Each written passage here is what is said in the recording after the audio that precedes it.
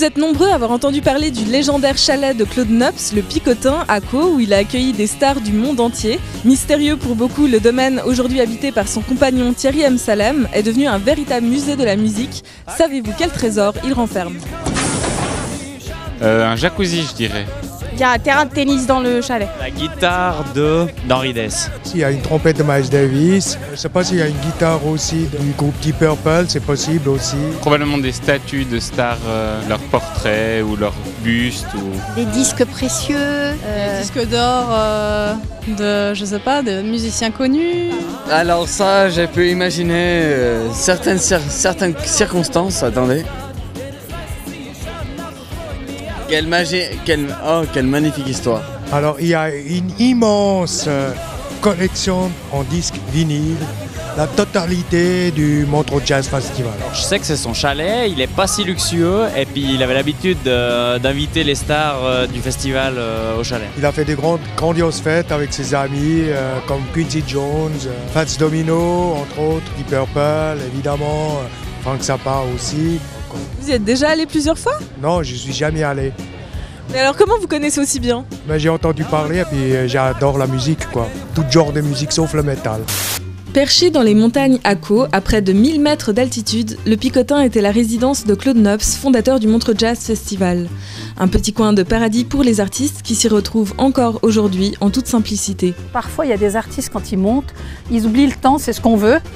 Mais les productions, les managers de production en bas sont pas très contents quand ils oublient le temps. Donnant une vue idyllique sur le Lavaux, le chalet de 4 étages recèle d'objets rares. On y trouve des instruments de musique, des jukebox, des flippers, d'anciennes motos et des souvenirs d'artistes légendaires comme le kimono de Freddie Mercury et bien sûr une large panoplie de locomotives miniatures qui était l'une des passions de Claude Nobs. Sans oublier son incroyable collection de 45 000 disques, 33 et 78 tours dont la plupart sont collector. C'est aussi là qu'il a conservé précieusement toutes les archives vidéo du festival, une ressource gérée aujourd'hui par Thierry M. Salem, directeur de la fondation Claude Nobs. En fait, il s'agissait pour Claude de pouvoir plonger ses invités dans l'ambiance du festival, pouvoir leur montrer les concerts au grand écran, pouvoir partager un repas avec eux, les mettre dans l'ambiance, dans le confort, dans la confiance, de façon aussi à ce qu'ils acceptent de venir jouer à Montreux, mais aussi de donner le meilleur d'eux-mêmes sur scène. Donc ça a été pour nous un outil de travail extraordinaire, irremplaçable, oui, et qui a fonctionné. Évidemment, on a fait des fêtes légendaires, des trucs incroyables. Des fois, on me prévenait une demi-heure avant qu'un tel allait venir avec toute son équipe. En fait, là, c'est le premier chalet, le Picotin. On est en train de lui refaire complètement son habillage, notamment le toit en pavillon. On a une histoire qu'on respecte à Montreux.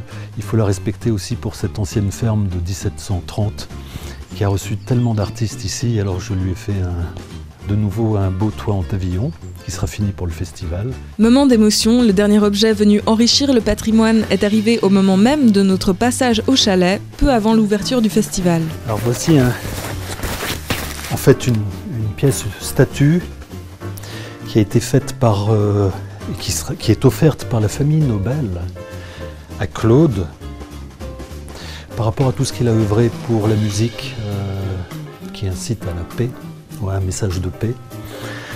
C'est une pièce en bronze, c'est un chœur qui sera dévoilé pendant le festival.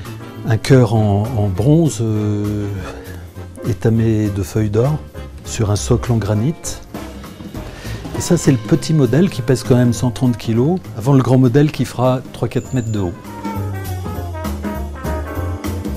Les Américains nous aiment, donc beaucoup de reconnaissance d'Hillary Clinton, d'Obama. Maintenant, c'est la famille Nobel. Un cœur en or pour Claude. Quand on dit pour Claude, c'est pour toute l'équipe qui a fait le festival depuis 50 ans. Voilà, c'est une belle reconnaissance. Le Montreux Jazz, c'est fini. Merci de nous avoir suivis pendant ces 16 jours. À bientôt au Paléo. Let me go.